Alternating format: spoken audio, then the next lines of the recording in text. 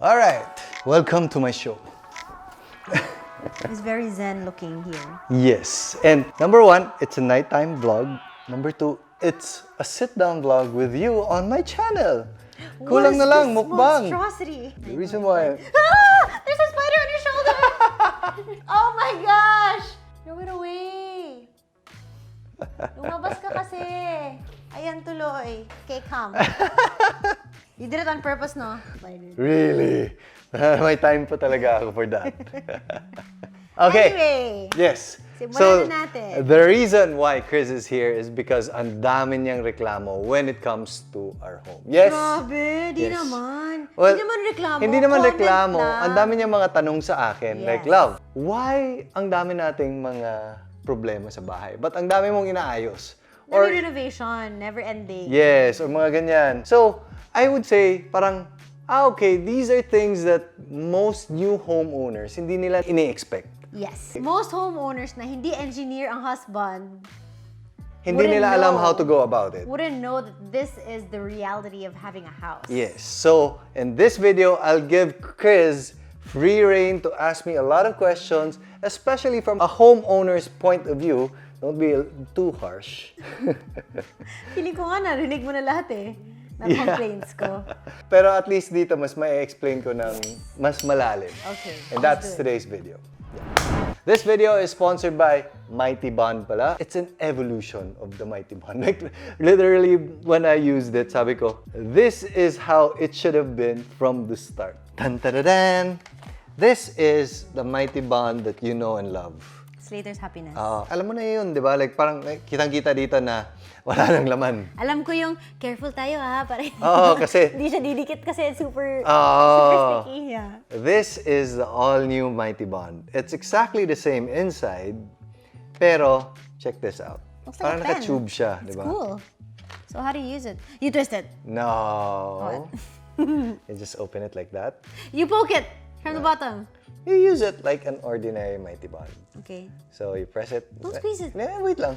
Yeah, actually, that's the typical response, di ba? Pag don't squeeze it kasi pag sumusobra. With this one, you see it coming out? Yeah. But if I let go, it goes back inside.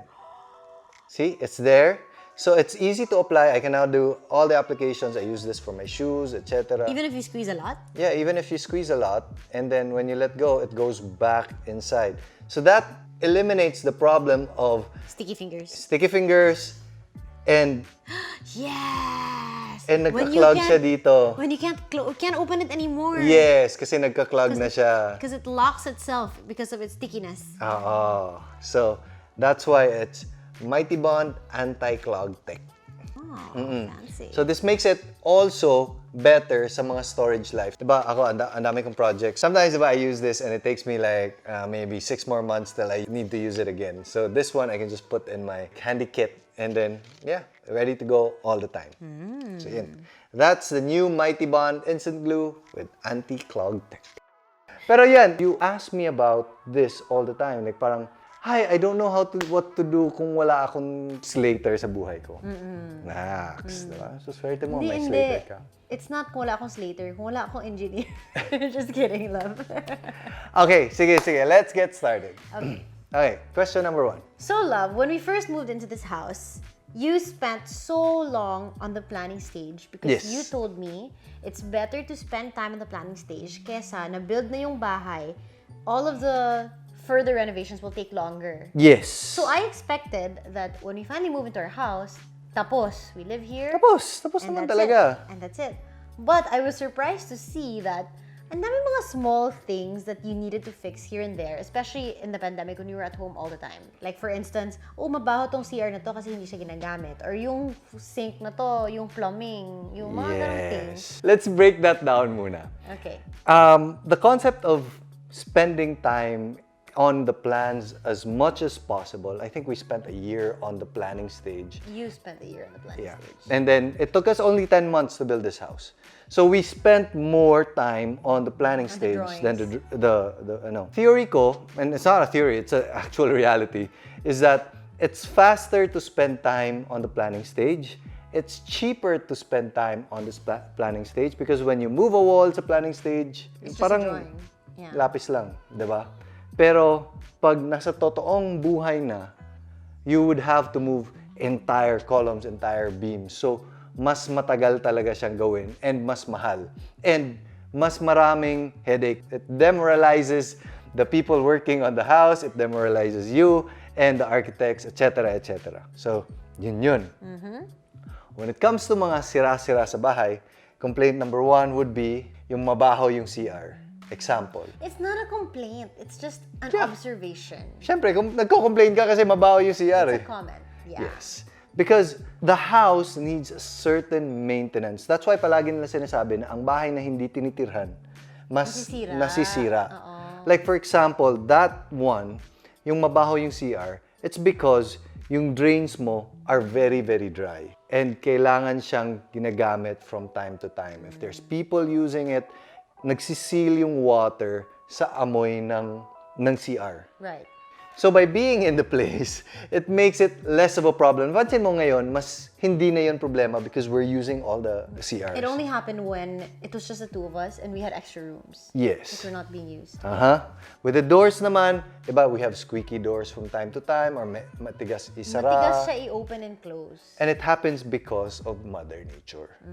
Wood expands and contracts.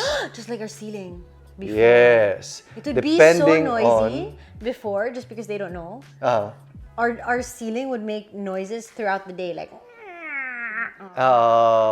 This was before we placed insulation because the temperature changes in the house can actually let organic things move. Right. Just like, hindi lang organic things, but the materials nagsistretch and nagko-contract depending on the temperature, humidity, etc., etc., etc. So, I think the broader complaint that you would have is, bakit ang daming things to take care of when our house is brand new? Exactly.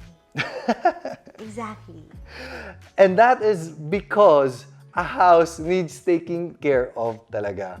Walang bahay na no maintenance. That's why, di ba, palagi nila sinasabi na, I'll buy a condo na lang para walang maintenance. That's what I said. Like, love, if you weren't in my life, how the hell am I gonna maintain all of this? Who am I gonna call to fix one squeaky door? Who am I gonna call? Like, every day, I have someone to call. So I'll just live in a condo na lang if you don't exist. Diba I said that? Yes. You actually made this comment to me na, bakit sa old house ninyo, hindi kayo nagre-repair? Bakit konti lang yung nire-repair namin? Yeah, like, why are we always renovating in the sky pod when it's newer? But in my old house, we didn't renovate at all. Yes. Because sa old house nyo, parang this is a generalization. Most of the people, pag may konting sira dito, loose knob, loose faucet, or medyo squeaky doors, they don't think about it. Like parang, that's just part of it. Hindi nila inaayos agad. So ako, parang paminsan, I even get that comment, parang ang dami mong inaayos sa bahay ninyo. It's because you're just maintaining it. You're not doing any major repairs because it's just small repairs here and there. By the way, because you said that, you need to check the powder room CR faucet. There's something wrong with it. Ganito kami every week, guys. Tapos parang si Kryz dati, when we moved into this house, your number one thing was, wag mo na ayusin yun, okay na yun, okay na yun. And then, I pointed these things out to you. Like, hey, loose ng konti yung doorknob, or... Yeah. No, and then you told me the magic word, which was, oh, it's okay, love. This is my de-stressor to maintain the house.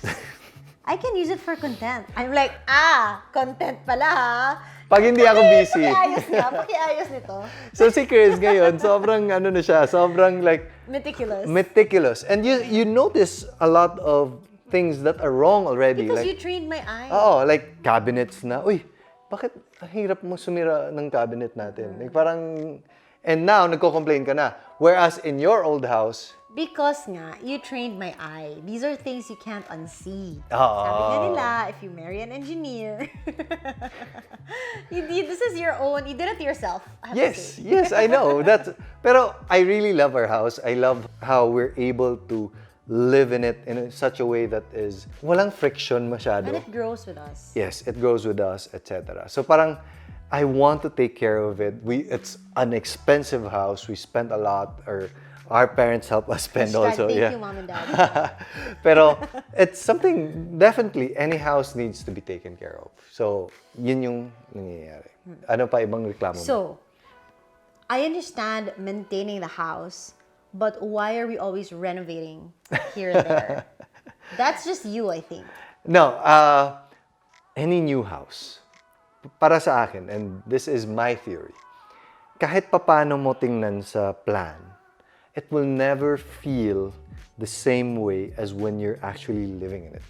That's You why. mean to say, like, no matter how hard you try to plan for your space, For everything. You can when plan you're living it. there, Yeah. meron ka mamimiss talaga. Iba talaga. Iba talaga. You can have it on 3D, you can have the best architects, but when you're there, and this happens to any project, kahit mga big developer man yan o maliliit na projects, merong nami-miss out. Siyempre, yung mas experienced, mas konti yung nami-miss out. Or my second house, third house na. Oo, or alam mo na talaga yung needs mo.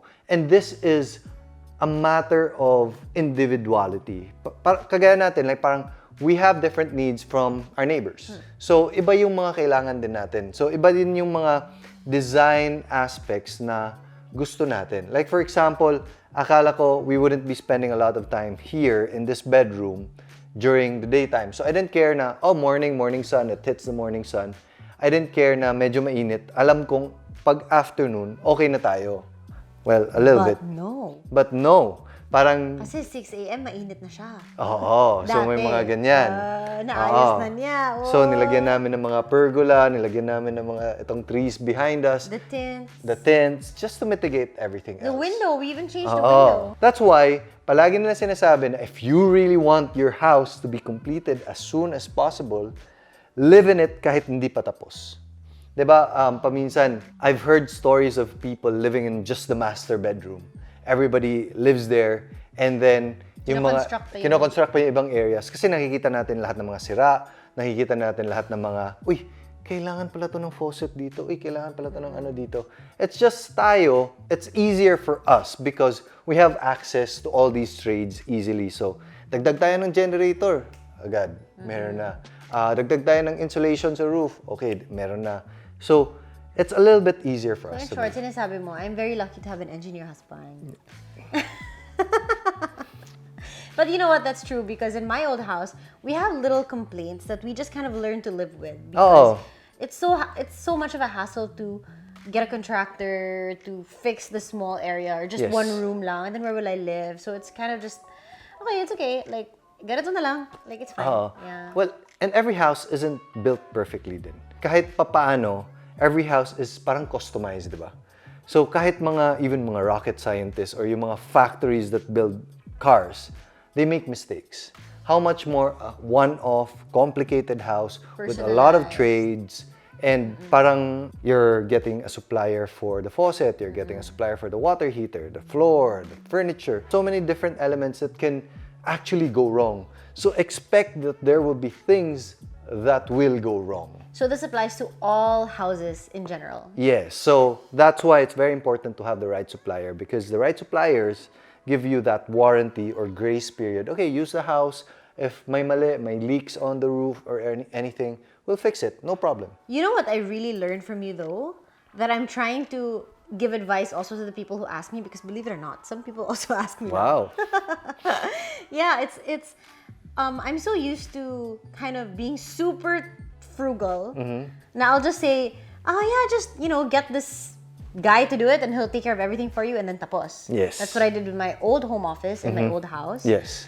But then it's super important pala to have the right team, like a tamang The right architect, person, yes. the right engineer, the right contractor, not the cheapest one, but the one that you can trust, the one who has like a good reputation, stuff like that. Because I don't know what to look at when I go to this construction site. So my mom would always tell me, bantayan mo yung construction that's your own room. Yeah. Like, make sure that's whatever. But when I'm there, I don't know what I'm looking at. I don't know, is this straight or not? And then the contractor will just tell me like, I'm just gonna fix that later. Who am I to say like, no, you fix it now? Hindi ko rin alam eh. Yes. So it's really important that you find people that you trust and people that are good at their trades and not just like a pakyao kind of thing. That's what I learned from you. This is very, very important. That point is so important that you can work with people that you actually trust. Ganito nangyari. I actually shared this with you. We were extending our service area to add more rooms. So instead of us using our own construction company, sabi ko, I'll hire someone else. I'll let them do it. Kasi, parang, for me, parang, it's a small project, I don't want to have to manage it, I don't want to have to think about it, kasi may marami pa akong ibang trabaho, sila na. Habang kinoconstruct sila, yun, of course, I pass through there from time to time, I'll see a mistake here and there. Like parang, oy, bakit niyo ginagawa? Typically, yung sagot ng mga laborers is, ganyan naman talaga yun, sir. Yes. They always say Di ba? Yeah. Especially pag nakikita nila, ay, ito si ma'am, hindi to. She didn't know anything. Oo. Sabi ko, sigurado ka, kuya? I looked him straight in the eye. Sabi niya, oo, sir. Sabi ko, contractor ako. Are you telling me that that's the proper way to do it? Hindi yun magka-crack? Sabi niya, sa probinsya, ganyan kasi, sir. So he knows. Alam niya, it's a shortcut that he's doing. And he knows it's gonna crack. Oo. So parang, actually, ang ginagawa ko palagi when I see these things, I have them revise everything. Just to make a point that I do not accept substandard work. That is very you. But that is a plight of a lot of people doing renovations, home improvements, or even just construction projects in general. Hindi kayang, basta nandun ako and I'll look for, and I'll make sure everything is done right. Kasi you don't know what you're looking for. You don't know what's right. You don't know what you're looking for. Like, so, remember in my old home office, after everything was done, dun lang namin na-realize na, bakit yung CR, di ba it's supposed to be going down? Yes. So that the water doesn't come out of the bathroom. But they did going up. Ah, The step yes, up. yes. So, And then nakatile na lahat. Kasi syempre, I was there, but I don't know what to look for. There's a glass, right? The water's not supposed to come out, right? Like, how do I know? Baliktad yung ginawa nila, meaning nag-spill out yung tubig. Yes. So, yeah. Yeah, it's so hard. So my question is, kung ikaw, if you were in my shoes before, and I didn't have an engineer husband at that time, Yes. what do I do? Like, what if I don't know anyone and I don't know anyone that I can trust? Ang dapat talaga, there are a lot of trades that help you out, diba? Number one, you hire an architect, you hire a contractor, you hire electrician, electrical engineer, plumber, etc. So these guys have to be trusted. Kadalasan kausap natin is si architect. As a home builder, si architect yung kausap natin. So si architect, dapat maganda yung track record niya. And he can point out which ones to contact. Kasi siya na magko-connect sa lahat. And then, with the contractors that you work with, there should be something that's called a retention. 10% of the contract, hindi ko muna babayaran. Until everything. Until like 3 months, it's a pre-agreed time period, depending on the size of the project, etc. And that is to serve as their warranty na whatever happens, gawan ko ng paraan. Now, a very, very good supplier, even after the retention has been paid, will come back because alam nila, reputation nila yun eh. Even after a year and it's a problem that shouldn't be happening, gagawa nila ng paraan na ayusin lahat. So, yun yung dapat mangyari. So choose your contractors wisely. Yes. Ang masasabi ko when it comes to choosing contractors wisely is to just check yung references ng mga old projects nila. Actually talk to the owners that they've worked with. Kumusta? How are they? And if okay ba talaga? Okay, I have another question for you. Well, it's probably because you're an engineer, but how is it that you get an idea Yeah. for, let's say for a kitchen, to cover the aircon, you wanted to put these wooden slats, right? Yeah. And like on the roof of our foyer. Uh-huh. So you get this idea in your head. It's a pretty cool idea, but if that's me, parang, am I gonna do it? It's so permanent. Like, nakakatakot to actually like stick this on the ceiling. It's gonna ruin our ceiling potentially. You know, all of these things. How can you be so brave to risk that for an idea that you have when it's so permanent?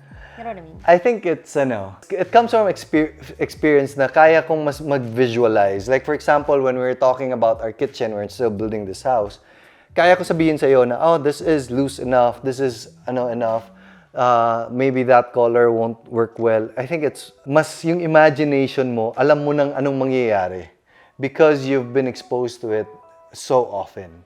When it comes to small renovations here and there, I would suggest that, and I do this, if I were to redo this whole wall, let's say for example, this whole wall, gawan ko ng like, I don't know, a design. I'll cut out that design and put it here and then I'll see, oh, kumusta? Yeah, it would work. And then go, the whole thing. But sample talaga yung the best way.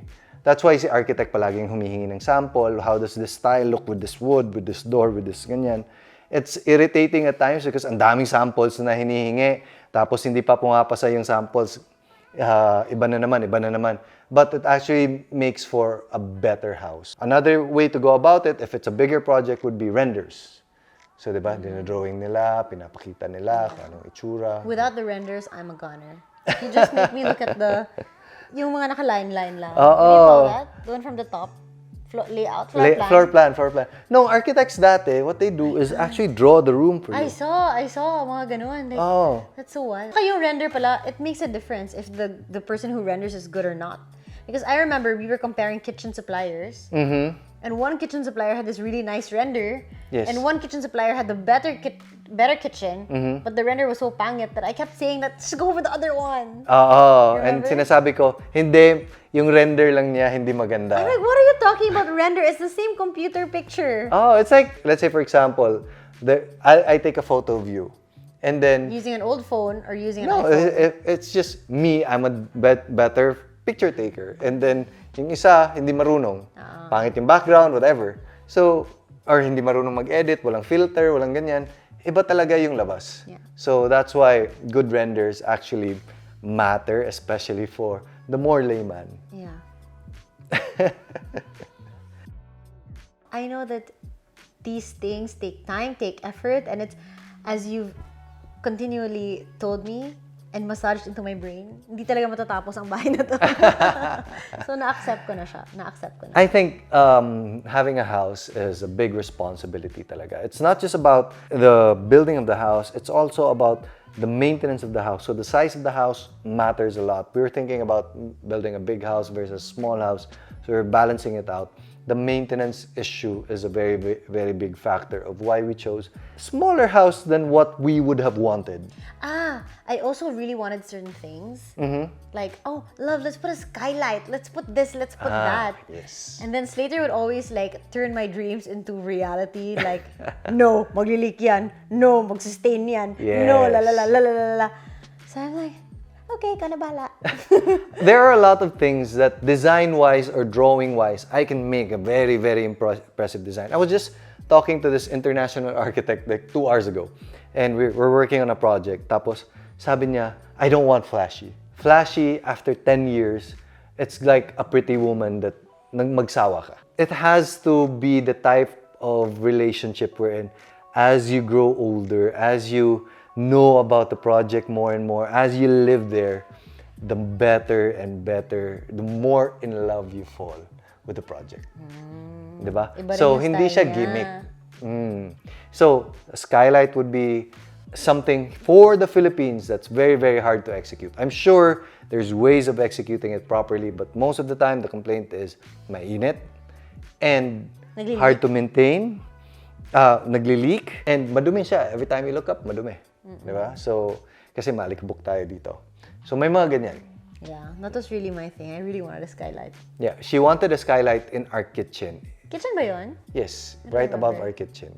Yeah, oh my God. Do you think that was a bad idea? Now I do, because our house is so bright. Maybe I need a skylight in my closet because my closet's so dark. But yeah, it is a bad idea, I feel. Especially because our house is so open. Mm-hmm. How much more open? Like, pati yung taas, bukas pa rin, glass pa rin. Yeah, so at the end of the day, that's why it's very important to have like people guide you throughout the journey. Trust your architect, I would say. Trust your architect, trust your contractors even know how to go around the mga pasikot-sikot. Like, oh, don't do this will crack, whatever.